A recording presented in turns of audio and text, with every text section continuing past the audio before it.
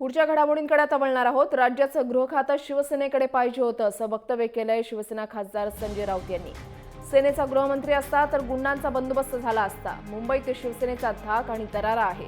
वाहतूक पोलीस विलास शिंदेंच्या खुनानंतर संजय राऊत यांनी हे वक्तव्य केलंय। मुख्यमंत्री देवेंद्र फडणवीस सक्षम आहेत याबद्दल वाद नाही, पण 24 तास काम करणारा गृहमंत्री पाहिजे अशी मागणी संजय राऊत यांनी केली आहे। पोलिसांवरचे हल्ले महाराष्ट्राला शोभणारे नाहीत अशी टीकाही राऊत यांनी केली आहे।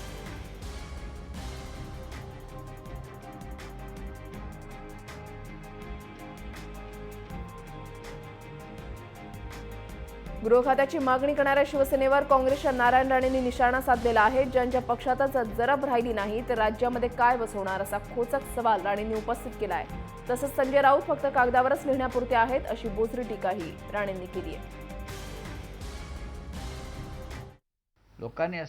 लोकांच्या मनात असंही येत आहे की जर शिवसेनेकडे गृह खातं असतं कदाचित अशा घटना घडल्या नसता, कारण शिवसेनेचा एक धाक आहे या लोकांवरती, दरार आहे।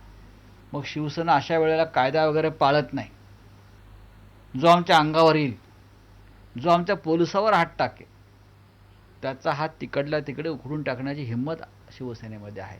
पण सरकारमध्ये असल्यामुळे आमचे हात बांधले गेलेले आहेत। पण गृह खातं जर शिवसेनेकडे असतं तर दबाव येतो एक प्रकारचा, आणि शिवसेनेचा माणूस गृह खातं सांभाळतो आहे। याच्यापूर्वी अनेक मुख्यमंत्र्यांकडे होतं ना खातं, गृह खातं, असं का नाही आहे।